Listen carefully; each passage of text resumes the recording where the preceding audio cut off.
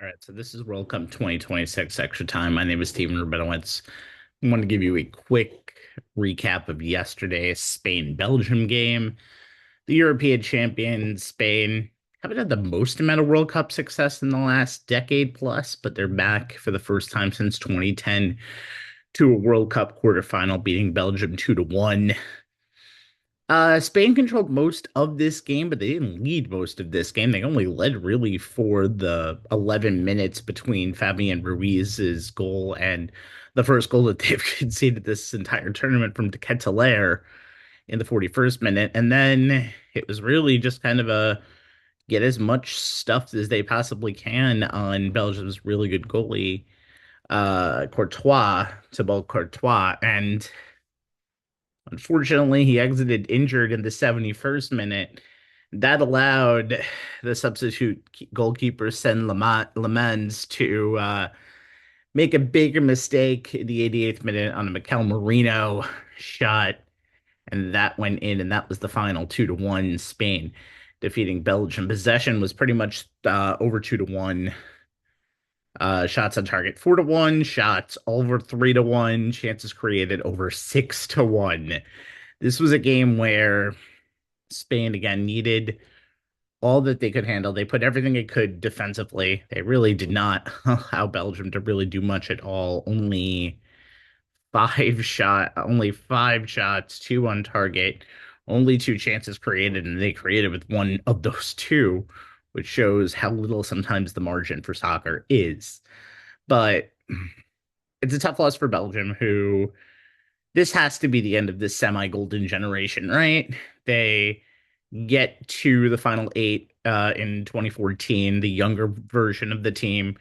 They get into the semis in 2018, fail to make the knockout stage in 2022, and they get another final eight in 2026. So two final eights and a final four in the span of four World Cups is not bad, but I feel like they're going to be a little disappointed that the golden generation didn't really get any gold out of it. But Belgium goes home, Spain goes on, and it's going to be very interesting because you've seen great contributions on the field from people like Yamal, like Fabian Ruiz, like Olizabal, really in most of the games except for one, like Rodri. Like Rodri had an over 94% pass completion uh percentage yesterday.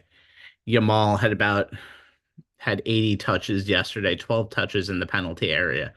This is a team that really has a lot of talent with it, but they haven't had the most production goal scoring, and that's going to be the very interesting part versus France. France has had that production goal scoring. We'll talk more about this game during the week.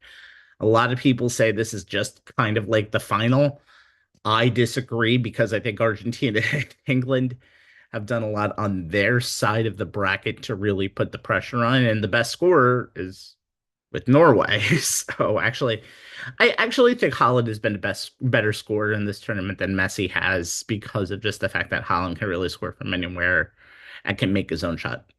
Messi can't really do that anymore, but that's fine. He has people to do that for him. So Spain moves on. We have what will at least be a three-quarters European semifinals, and if Switzerland can somehow defeat Argentina tonight, it will be 100% European. But we'll see what happens between Spain and France. We'll preview that game on Monday, along with the other game, which will be figured out later today. And then tomorrow, I'm going to recap the two games that we're going to see later today with England, Norway, and Argentina, Switzerland. We're on YouTube and Facebook at World Cup 2026 Extra Time and WCE Time on Instagram. We'll talk to you a little less than 24 hours from now.